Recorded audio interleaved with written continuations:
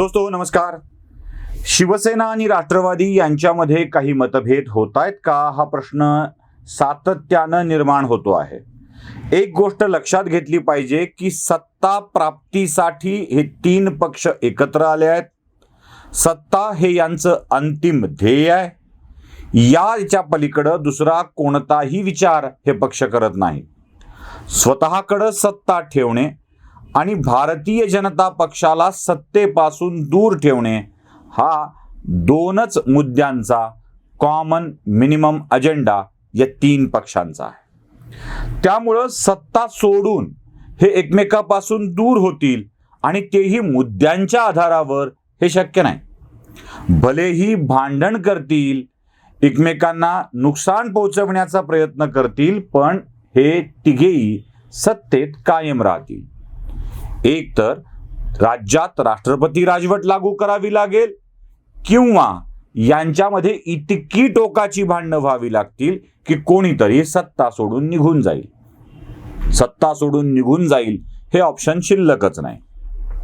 तरीही यांच्यामध्ये कुरबुरी चालू आहेत आणि त्या कुरबुरी अगदीच व्यापक प्रमाणातल्या आहेत आणि त्याच सांगण्यासाठी मी तुमच्या समोर आलेलो आहे. राष्ट्रवादी काँग्रेस आणि शिवसेना यांच्यामधल्या मतभेदांची दरी अधिक वाढत चालली आहे. काही गोष्टी अशा घडत आहेत की ज्या सातत्यानं जे ते पक्ष काम करत आले आहेत त्याच्या विरोधातल्या आहेत. अगदी कालचं उदाहरण आपण घेऊया, शिवजयंती साजरी करण्याचं. शिवजयंती शिवसेना नेहमीप्रमाणे तिथीप्रमाणे साजरी करत आलेली आहे, तर सरकारी नियमानुसार ती तारखेप्रमाणे साजरी होते. आता सरकार पक्षात जे आहेत ते तारखेप्रमाणे साजरं करतातच. अगदी मुख्यमंत्र्यांनी देखील तारखेप्रमाणे शिवजयंती साजरी केली. त्यानंतर शिवसेनेच्या परंपरेप्रमाणे मुख्यमंत्र्यांनी विमानतळावरच्या शिवप्रतिमेला पुष्पहार अर्पण करून तिथीप्रमाणे ही शिवजयंती साजरी केली. आता या साजरी करण्याचा मुद्दा भारतीय जनता पक्षानं सभागृहामध्ये उचलला आणि संभ्रमावस्था संपवावी अशी मागणी केली.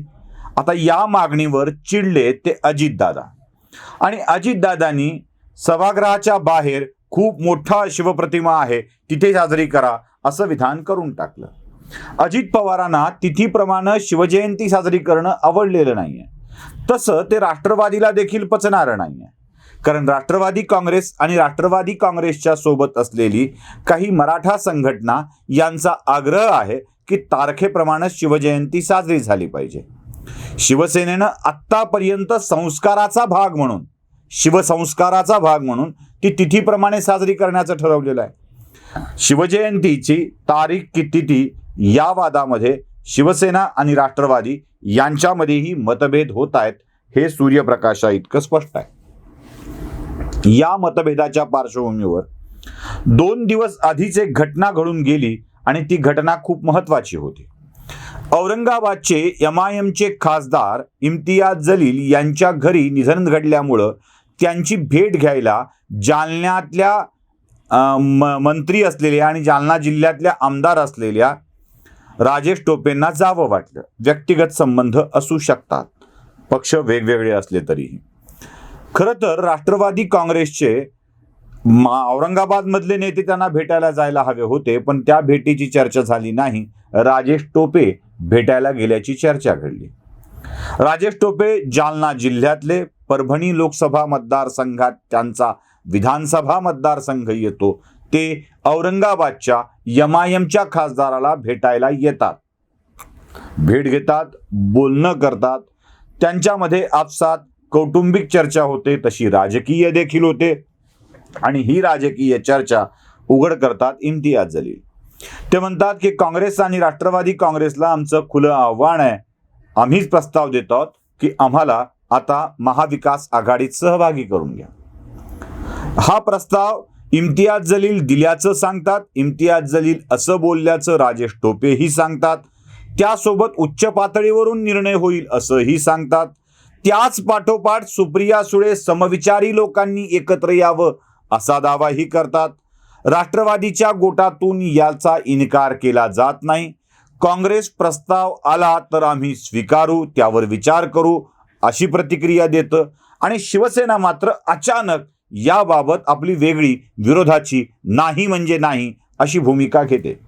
मग राष्ट्रवादी काँग्रेसला असं का वाटलं की MIMच्या या प्रस्तावावर विचार करण्यात यावा किंवा MIMच्या प्रस्तावाबाबत आपण चर्चा तरी करावी.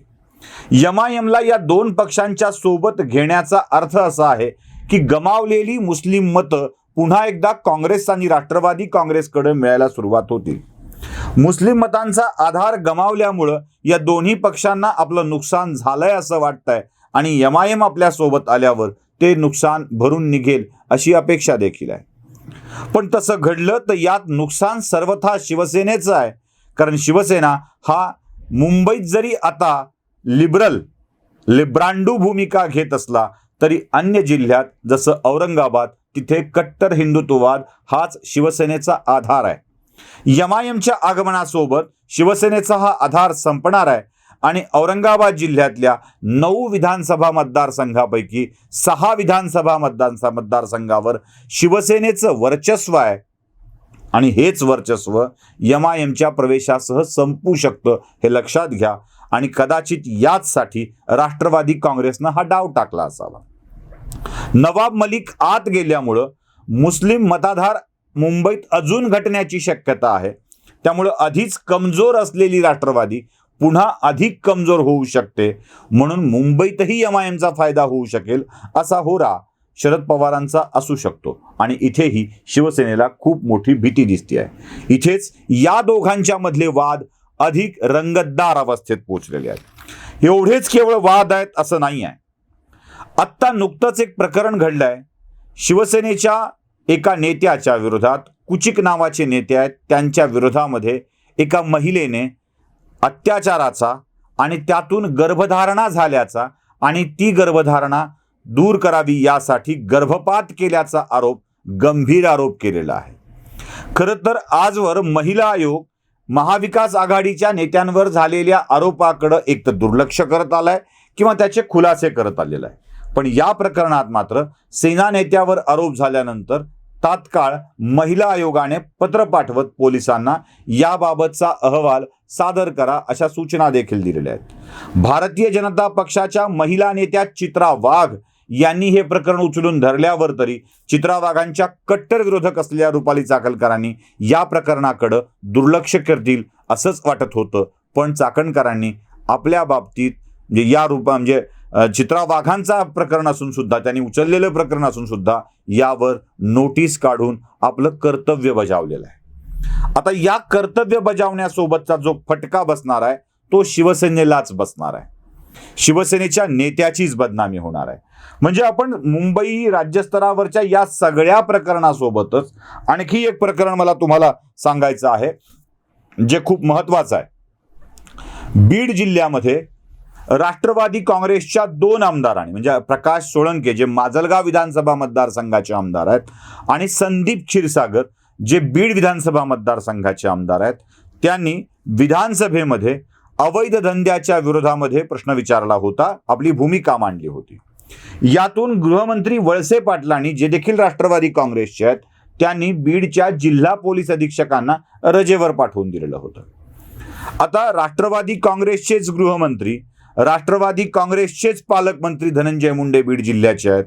त्यांच्या जिल्ह्यात गुंडाराज फोफावल्याचा आरोप करणारे राष्ट्रवादीचेच 2 मंत्री आहेत आणि त्यांनी या आरोपातून कायदा सुव्यवस्था बिघडल्याचं सांगितलेलं आहे. आता या राष्ट्रवादीच्या वादामध्ये इथे पुन्हा शिवसेनेनं एंट्री केलेली आहे. शिवसेनेचे माजी जिल्हा प्रमुख सचिन मुळूक यांनी याबाबत आरोप करत सांगितलंय की राष्ट्रवादी काँग्रेसच्याच आमदाराची अवैध धंदे आहेत आणि त्याला अभय मिळावं यासाठीच अशा स्वरूपाचे विधानसभेत प्रश्न विचारले गेले आहेत.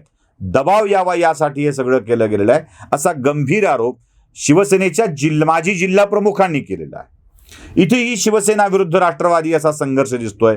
राष्ट्रवादी बीड जिल्ह्यातल्या शिवसेनेला दाबून टाकते आहे, त्यांचं खच्चीकरण करण्याचा प्रयत्न करते आहे असा आरोप शिवसेनेच्या मधूनच होतो आहे. या सगळ्या पार्श्वभूमीवर अजित पवारांनी देवेंद्र फडणवीसांच्या चौकशीनंतर घेतलेली भूमिका देखील मला महत्त्वाची वाटते.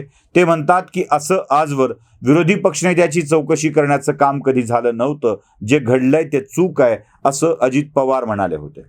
राष्ट्रवादी काँग्रेस आणि शिवसेना यांच्यामध्ये मतभेदाची दरी आहे का?